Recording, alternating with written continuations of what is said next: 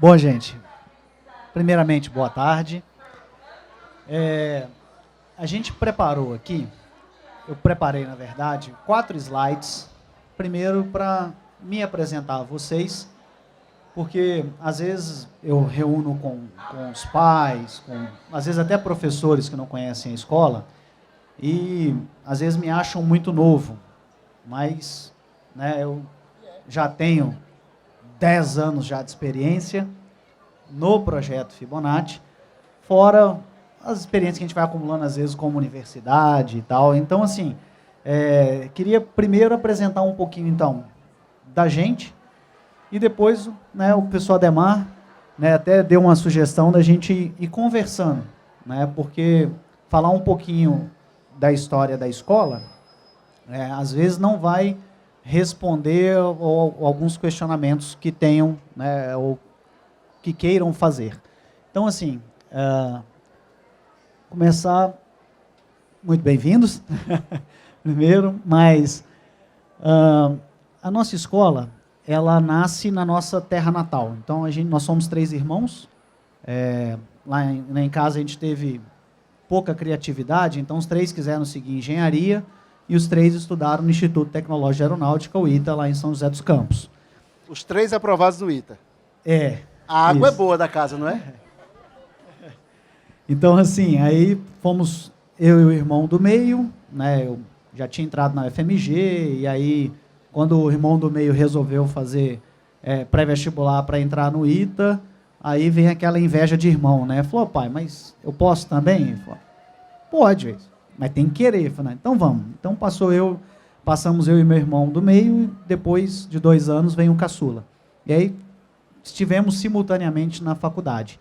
E lá começa essa história de conhecer os cearenses, porque a turma do Ceará realmente era muito grande, e continua enorme, atualmente. Então a gente, caminhando para a formatura, reunindo em família, Natal, férias, conversando, começa-se essa ideia de, aí, vamos fazer o que depois de formar? Porque o natural seria cada um seguir o seu caminho, eu ficaria em São José, o Jean em São Paulo, o Pablo ia parar provavelmente no sul do país ou no norte do país, e ia ficar aquela família explodida. Então, a ideia da escola nasce de um sentimento de criar algo em família, criar algo juntos. E, claro, como a gente eu brinco com os meninos às vezes, a primeira aula que eu dei na minha vida foi na 5ª série, que na minha época era série, que a professora pediu para a gente ajudar os coleguinhas em coordenadas cartográficas. E aí botou a gente na sala e falou, pronto, vocês ficam aqui na frente, você senta ali, pode perguntar que eu vou assistir aqui. Então, já tinha um pouquinho disso, a gente já tinha tido várias experiências de monitoria, enfim. E aí veio a ideia de montar a escola, falou, então vamos montar lá na nossa região. E aí, por que na região? Por isso que eu queria contar rapidamente algumas ideias. Então, primeiro, a gente começou como pré-vestibular, ficamos 2 anos como pré-vestibular em 2009 e 2010. Em 2011, nós montamos o colégio. Então, de lá para cá, a gente ficou como ensino médio pré-vestibular até o ano de 2019, agora, em que a gente montou o 9º ano. E aí, a gente continua agora, iniciamos um novo ciclo de expansão, mas agora no Fundamental 2, se Deus quiser um dia, lá no Fundamental 1 também. E, como, então, nesses 10 anos, a gente ficou boa parte do tempo no pré-vestibular e no ensino médio, uma coisa que a gente sempre comunicou com as famílias e tentou aperfeiçoar essa comunicação ao longo do tempo, foi o objetivo da escola. E aí, não sei se conhece essa imagem, imagem de internet. E aí, quando o pai nos procura, está procurando o quê? Está procurando o resultado? Porque, a primeira turma não tinha resultado. Então, quando a gente matriculou em 2010, que eu estava lá no auge da minha experiência dos 28 anos, convencendo os pais a matricular a primeira turma do 3º ano, que seria 2011, cujo resultado seria publicado em 2012, então não tinha o que mostrar. Tinha promessa, mas não tinha nada concreto. E dentro dessas ideias, que aos poucos a gente veio condensando o discurso e tentando passar sempre. 3 pontos. Primeiro, responsabilidade com tudo referente à escola. Então, assim, quando a gente começou a atuar no ensino médio, o aluno chegava para a gente, às vezes, vindo com o hábito da agenda. Então, se não colocar na agenda, se o pai não lembrar o menino, ele pode não fazer alguma coisa. Não pode, não tem essa opção. Até porque, quando a gente começou a atuar no médio, é a transição para a universidade, na nossa concepção. Então, se não amadurecer nesse ponto e não for responsável com as suas próprias coisas, vai sair, né, com deficiências. Segundo ponto, maturidade para encarar os desafios. A partir do momento que você tem 3 irmãos formados no ITA, dando matemática e física para os meninos, e a gente era meio sem noção para fazer as provas, então, e só deu para perceber isso 3 anos depois, quando você olha a prova de 3 anos atrás, você olha assim, nossa, que prova difícil. De onde você tirou isso? Não, vocês que fizeram, de 2011. Inspiração do ITA, talvez. Eu queria aprender a fazer essas questões aqui para me preparar para a prova. E você olha assim e fala, nossa, a gente era meio sem noção, né? Quando a gente começou, e infelizmente cometemos esses erros mesmo. Mas como a escola era muito pequena, aí é aquele outro passo que vai estar no último slide. Você, né, às vezes pesa um pouquinho a mão, mas também está sempre ao lado ali para afagá-los, né? Então, essa questão de maturidade para enfrentar os desafios é principalmente na parte acadêmica. É o tropeçar, eventualmente até chorar, receber o consolo da coordenação e direção, e entender que aquilo ali é natural, é normal tropeçar, machucar o joelho, dar uma reladinha, né? Não vai morrer por causa disso, muito pelo contrário, vai fortalecer. E o terceiro ponto, né, que tem muito a ver com os 2 primeiros, os meninos precisam estudar conosco e precisam ganhar autonomia. E acho que não tem como eles ganharem autonomia sem esses 2 passos iniciais, que é justamente essa responsabilidade e maturidade. Não tem como falar em autonomia sem colocá-los em situações de praticar isso. Agora, a gente é uma escola de interior. Escola de interior tem esses problemas aqui, né, que é um quadrinho que a gente faz para pensar junto com os pais. Falou, capital versus interior. Primeiro, a capital é grande, isso assusta. O interior é pequenininho, então normalmente acolhe. Ponto positivo para o interior. Segundo, a capital é mais violenta. O interior é mais seguro. Segundo ponto positivo para o interior. Capital, custos mais altos. Interior, custos mais em conta. Vários pontos positivos ser interior, né? Capital, menos qualidade de vida. Interior, total qualidade de vida. Então, quer qualidade de vida, vamos para o interior. Acho que isso é muito claro na cabeça dos pais. Porém, opções de transporte. Eu, para vir a São Paulo, e no casamento de amigo meu de faculdade, normalmente eu demoro um dia inteiro viajando, né? Até sair de Patinga, até chegar em Belo Horizonte, até deslocar, e aí os voos são todos picados, é uma complicação, né? E ainda mais que em Patinga a gente tem uma BR, que ela é famosa pela quantidade de acidentes e tal, que é uma das piores BRs do Brasil, né? Que nos liga até a capital. Então, ponto para a capital, na logística. A competitividade. Na capital, até para achar uma vaga, você já tem que competir por ela, né? Então, no interior, o que tem? Não, o interior tem qualidade de vida, né? Na capital, na capital sempre tem as referências de empresa, referências de consultoria, referências de escola, referências do que você quiser, sempre na capital. Pelo menos eu nasci em Ipatinga, né? Então, sempre referencia a capital. E Ipatinga, o que a gente tem? Não, a gente tem qualidade de vida. Ou seja, o interior é ótimo para ser pai, né, para morar e para trabalhar. É péssimo para ser estudante. Porque, estudante, qualidade de vida dele é ter o conforto da escola, do clube, dos amiguinhos. Acabou. Para ser pai é ótimo. Mas e aí? Para se formar? Para um dia galgar uma posição e buscar a qualidade de vida? O interior não é referência. Então, assim, sérias dificuldades que a gente teve no interior, exatamente por causa de mentalidade. Porque os pais estão muito satisfeitos lá. E aquela história, os meninos tendem a acostumar também. E o pior é tentar mostrar isso para os pais, né? Poxa, você está feliz? Tá. E ele? Como é que ele vai ser feliz se ele já é feliz hoje? E aí, como é que a gente vai ajudar nesse processo? É claro que, como a gente é uma escola muito nova, outras coisas também a gente tenta refletir com os pais. Falou, olha, lá em Minas Gerais, a gente tem esses nomes famosos aí, né? Inclusive o Colune, que está de amarelinho, é muito famoso, que é da Federal de Viçosa, escola pública. Deve ter sido, nos últimos 10 anos, 8 vezes o primeiro do Brasil dos públicos. Escola de aplicação. Escola de aplicação, da Federal de Viçosa. E aí, por que mostra isso? Até para mostrar para os pais, falando só, tem de escola pública a de várias ordens religiosas, em Minas Gerais é muito forte nesse segmento, né? E assim, as escolas não são iguais. Elas não são iguais. Cada uma ali tem escola que deixa a porta aberta, tem escola que não deixa o aluno entrar, se chegar 5 minutos atrasado, manda para casa. Tem o colune que os meninos ficam soltos no campo sem uniforme, inclusive misturados nos alunos universitários. Então, assim, Minas Gerais tem várias escolas diferentes. Então, a gente é diferente, a gente é de diretor formado do ITA, a gente é aqui pequenininho aqui no interior, a gente tem umas regrinhas de disciplinas diferentes. Agora, as escolas são diferentes, mas todas têm notas altas. Né? Todas elas entregam, né, estudantes capazes de entrar nas universidades que desejarem, nas carreiras que desejarem. Então, assim, por mais que seja uma escola nova, tem que pensar sobre isso. A gente está entregando os meninos bem preparados para o próximo passo. Não é porque é novo, porque estilo, cada escola tem o seu. Né? Mas e aí? E como é que fica essa entrega? Até porque, né, e aí já encerrando nessa apresentação breve, uma coisa que a gente sempre conversou com os pais em todas as apresentações, desde o começo, é essa famosa tríade. Então, assim, se a gente é exigente por um lado, a gente tem que estar próximo. E a conversa, e esse slide, ele nunca foi tão bonito quanto isso.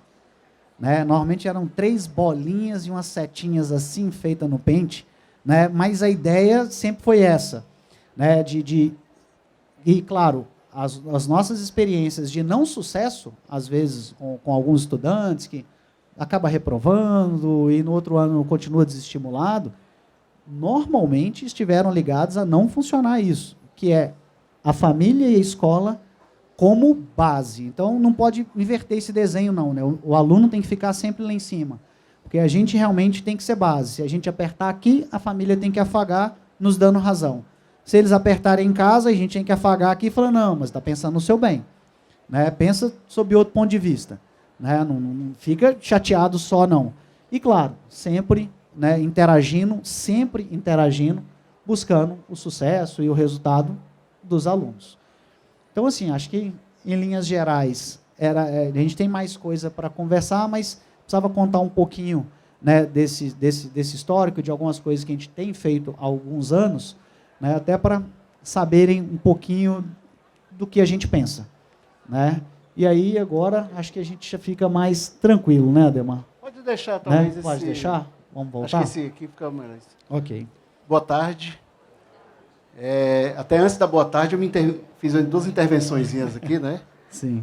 Mas a água é muito boa da casa dele, né? Porque 3 alunos, 3 filhos, 3 aprovados no ITA, né? Acho que a gente ganha muito na educação e talvez as engenharias perdem, né? Com tanto talento assim. Mas, felizmente, a gente tem vocês na educação. Átila, você falou de um processo e acho que veio um pouco da formação de vocês. O ITA é uma escola que tem uma exigência muito grande para entrar, mas, ao entrar, existe uma camaradagem muito grande, um código de honra entre os alunos, uma razão onde as portas lá não tem fechaduras, todo mundo é como se fossem irmãos, e tem muita liberdade de expressão entre os próprios alunos, que lembra um pouco dessa questão da autonomia. Tá? Há histórias curiosas de ex-alunos meus, que dizem assim, o professor passou uma prova e ele foi embora, que estava um pouco difícil, e disse que depois entregava a prova. E os meninos ligam para o professor e pedem mais 30 minutos de prova. Aí ele disse, não, faz o seguinte, hoje é sexta, entrega a prova na segunda. E os meninos fecham a prova, fecham o papel, atravessam o campus todo, ninguém conversa mais sobre a prova. Não pode. E vão seguir, que é o código de honra, né? Isso. A autonomia que vocês colocam na escola de vocês tem um reflexo na formação de vocês e alguma coisa com o código de honra do ITA? Tem, e é algo interessante, Ademar, que assim, quando a escola estava menor, até aconteceu um episódio, e aí eu queria ter mais tempo para passar mais experiências, né? Porque de 2009 para cá, e desde o colégio de 2011, só teve um diretor, que fui eu. Então, felizmente, dos 3 irmãos, eu fiquei nessa posição do pedagógico.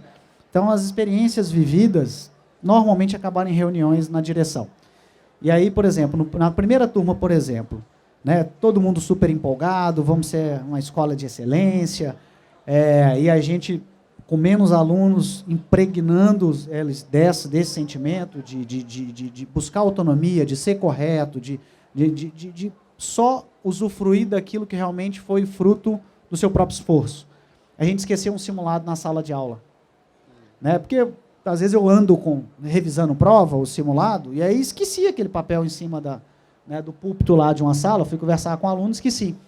E aí os meninos, na hora que notaram, no rodapé tem a data do simulado. Então eles olharam assim, é o simulado de hoje. Então eles vieram, trouxeram até a secretaria e falaram, essa é a prova que a gente vai fazer daqui a pouco. Eles olharam, não, obrigado e tal. Então assim, mas será que não abriu e deu uma olhadinha? Eu acredito até hoje que não. Tanto é que a primeira turma nossa, ela chegou a ser segundo do Brasil.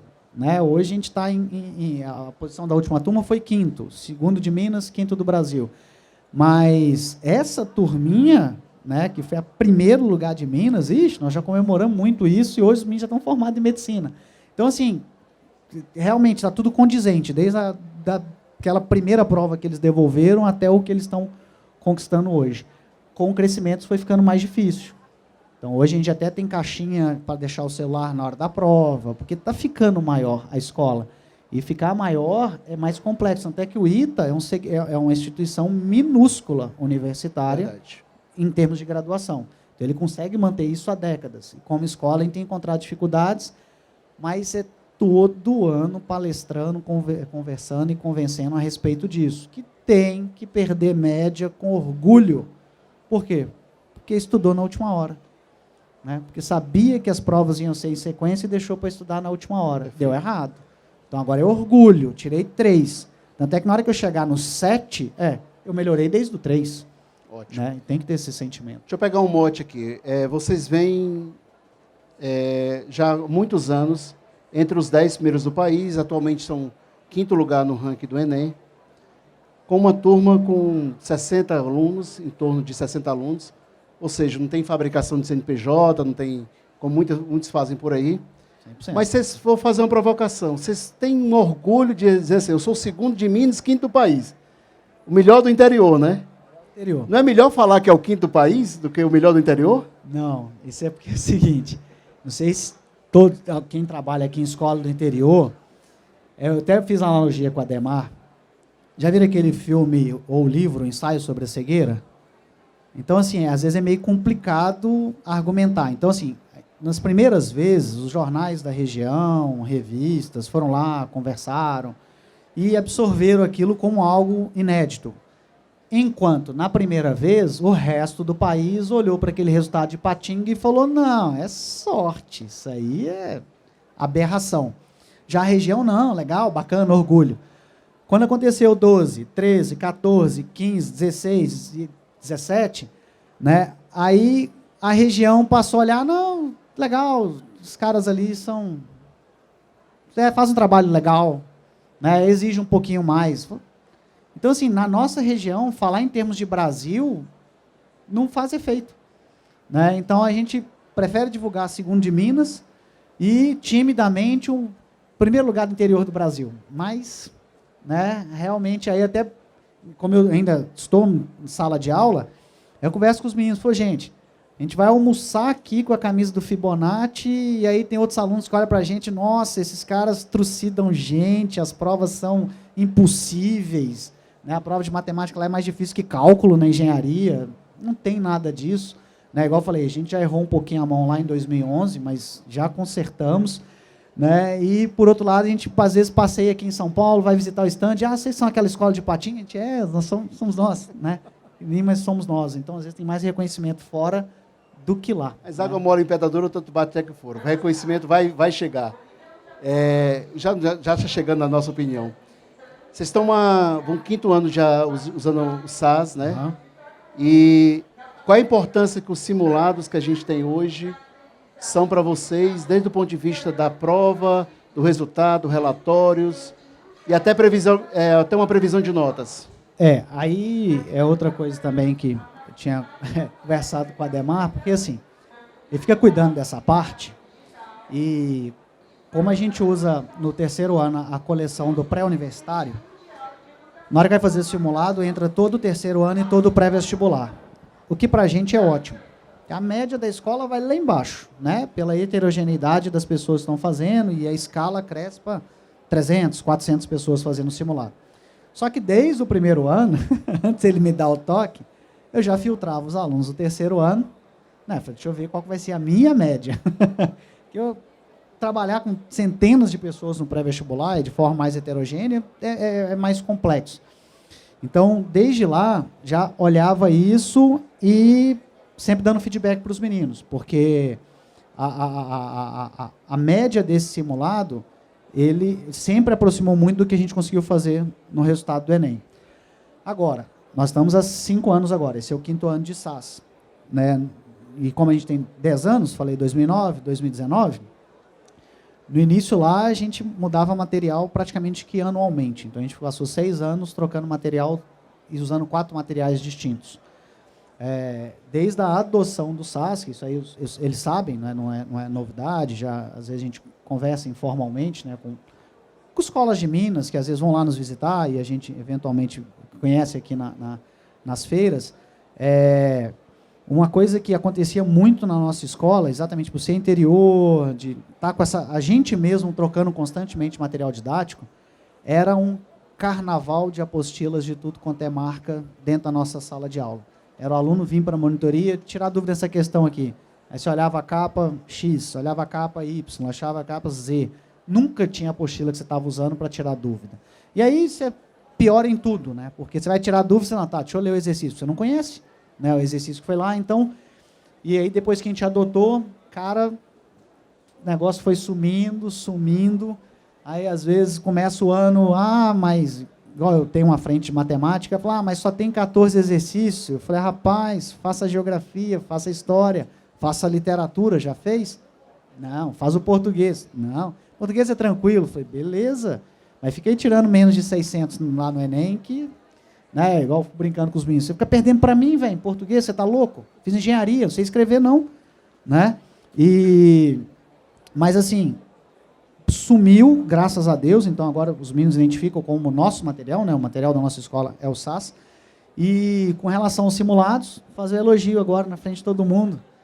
Quando a gente entrou, eram 3 simulados Enem no ano. 3, agora já são 6. E eu continuo na avaliação todo ano, podia ser 8, podia ser 9. Porque quanto mais simulados, né, trouxerem, menos a gente, né, às vezes tem que produzir, porque a gente gosta de fazer em torno de uns 20 momentos no ano. Né? Então, poxa, né, continua aí. Muito obrigado por ter aumentado. E o legal é que os meninos adoram. Né? E a ideia é que eram 3 e ele é um dos mais que pedia, a gente foi para 4 e já estamos em 6, né? Só fazer uma brincadeira aqui, que ele fala que os meninos perdem para ele, né? Ele faz o Enem todo ano. E quase todo ano ele fecha as provas, a prova de matemática. Esse ano passou em medicina. Esse ano colocou a nota dele em medicina, cravando. Na verdade, aí é outra coisa, né, gente? Com 28 anos, eu estava começando o colégio, só que meus irmãos tinham 26 e 24. Então, por isso que até eu era o diretor pedagógico, porque tinha que ser pelo menos o mais velho para poder conversar com os pais.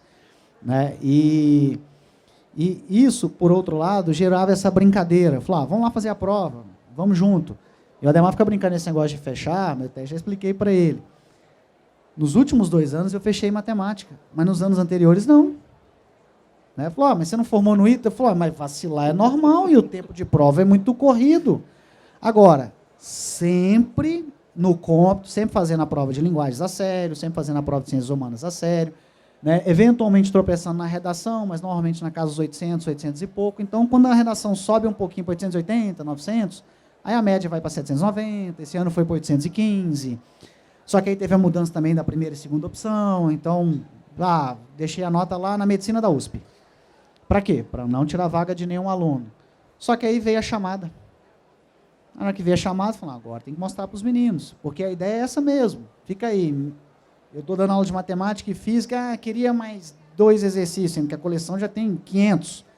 Falei, rapaz, faz bem, faz com calma, mas faz as linguagens, pelo amor de Deus. Véio. Porque senão não tem jeito de passar. Ué. Porque fechando ou não fechando matemática, não é isso que vai me fazer passar no Enem. O equilíbrio, né? É o equilíbrio. A coleção tem 15 mil exercícios. Perfeito. A coleção com simulados, todos têm 15 mil exercícios. E os meninos... Quem resolve 15 mil exercícios pode ter certeza não, que... eu não sei como é que é na escola do pessoal, mas é interessante que do tipo, sempre tem um aluno, não, mas eu queria mais exercício de biologia.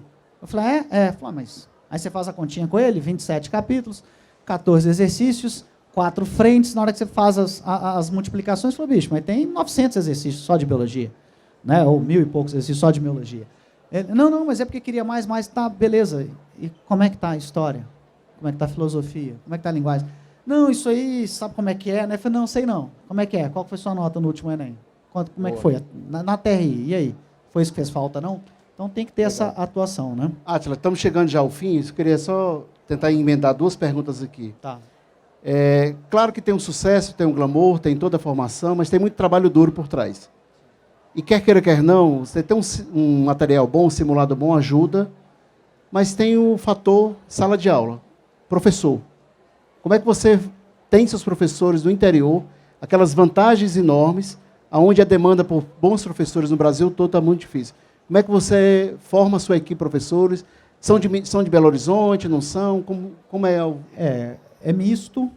Hoje a gente traz professores de Belo Horizonte, já trouxemos professores de Vitória, porque a gente abriu em Patinga e Valadares já está 100 quilômetros mais próximo de Vitória, então Vitória fica uns 340 quilômetros e Belo Horizonte fica uns 220 de Patinga, 340 de Valadares. Então, até de Vitória já vieram, já cometemos alguns erros, às vezes, de trazer, né, de tentar bancar um trajeto aéreo, e isso, né, é terrível, até porque a gente trabalha com mensalidades hoje de 55% a 70% do valor da capital.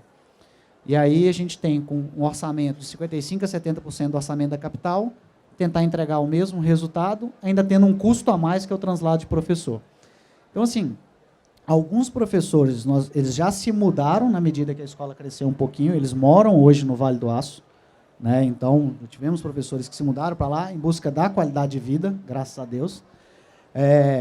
Sempre desde o começo tivemos professores da região, porque existem talentos e muitas vezes adormecidos, até por causa do desestímulo, porque escola de alto desempenho dá um pouco mais de liberdade na exigência acadêmica do professor. E a escola, quando ela está meio perdida, se ela vai ser alto desempenho ou não, ela quer que o professor exija e na hora que as médias caem, ela vai lá e, né, desculpa a expressão, mas mete bronca no professor. E aí o profissional mesmo fica perdido. Então, assim, a gente conseguiu interiorizar alguns professores, a gente ainda traz boa parte da equipe, né, mas metade ainda traz de Belo Horizonte, translado de ônibus, então tem que tentar fechar o dia deles, e a busca é constante para, né, ou interiorizá-lo, ou pegar algum professor do interior, e isso a gente tem feito cada vez mais, até porque está ficando... A briga que a gente tinha antes material até sossegar com o SAS, é o que a gente tem com o professor hoje.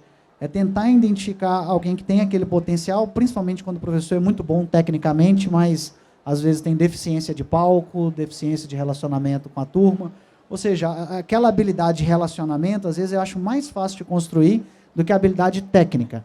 Porque se ele chegou até lá com furo técnico, ele talvez não queira estudar tanto, né? Então, se ele já tem a qualidade técnica, aí o interpessoal, você trabalha num happy hour, você faz reuniões com os professores, mas exatamente isso, tentando cada vez mais a nossa equipe ser do interior. Porque acaba sendo um custo para a gente, e o que é pior, o professor consegue visibilidade, e aí outra daquelas escolas grandes de BH chama ele, e aí o nosso turnover continua, porque o professor fica 2, 3, tem uns que ficam até 4 anos, até receberem uma boa proposta em Belo Horizonte. Você forma um time de base excepcional aí, né? E aí começa tudo de novo. A gente falou muito de Enem, bacana a formatação e tudo, mas além das fronteiras de Minas, como é que são os resultados da sua escola? FUVEST, por exemplo? Não, graças a Deus. Inclusive, são vestibulares tradicionais, é uma outra linha de abordagem, né? A gente costuma dizer lá, Demar, desde que a gente montou a escola, que a gente falava com os pais, não, a gente quer estar sempre entre as 3 melhores de Minas. Pronto, esse era o sonho, né? E graças a Deus a gente está conseguindo manter. Mas a outra pegada era, 2009, a gente abandona tudo, abandona a carreira, abandona a aeronáutica, né, para montar o pré-vestibular, já sonhando um dia ser escola, aí veio o Ministério da Educação e falou, ó, mudou agora. Ah, beleza, avisa hoje, né? Se fosse semana, né? Se fosse mês passado... Avisou em abril, aproveita em novembro. Aí avisou, mas bacana, né? Então vamos adaptar. Mas a gente nunca perdeu esse norte de que uma preparação técnica mais aprofundada, ou seja, manter a USP, Unicamp no norte, e assim, de colégio a gente está formando hoje, a gente formava 30, hoje a gente forma de 60 a 70 alunos, né? Que começa com 2 turmas no primeiro ano. A gente manda de meia dúzia a uns 15, para USP, Unicamp, Unesp, Medicina, né, de vez em quando. Então, isso do terceiro ano. Quando soma pré-veste, aí fica na casa já de 20 a 30 aprovados por ano em São Paulo. Mas... Em medicina, nossa. Por insistência, nossa, porque o foco realmente do Patinguense é ir para a FMG. Não sei se vocês sabem, a melhor universidade do Brasil é a UFMG, porque ela é a federal da nossa capital. Né? Mas essa é a visão, né, de cada estado, inclusive. Eu diria para você, sem medo de errar, que 90% das escolas de São Paulo não tem 15 aprovações nas grandes faculdades de medicina de São Paulo, FUVEST e Unicamp. Parabéns. Obrigado. Queria deixar você para as considerações finais. Passou rápido, né? Já estão estourando o tempo, tem gente aqui que está olhando para mim. Calma. E eu, por favor, suas considerações finais, Átila. Gente, é a primeira vez que eu falo fora, né, da minha casa, da minha cozinha, do meu quintal, que as reuniões de pais normalmente são lá no pátio do colégio. Então, assim, muitíssimo obrigado. A gente fica aqui, né, à disposição, caso, né, queiram, né, interagir mais. Mas, de qualquer forma, para mim, vocês não têm noção da honra que está sendo estar aqui, vindo lá de Patinga e podendo, né, participar de um evento com essa envergadura, com a marca, né, que tanto nos ajudou e que não para de crescer. Então, muito obrigado mesmo pela paciência e o que eu puder contribuir, fico à disposição. Obrigado. Muito obrigado. Boa tarde.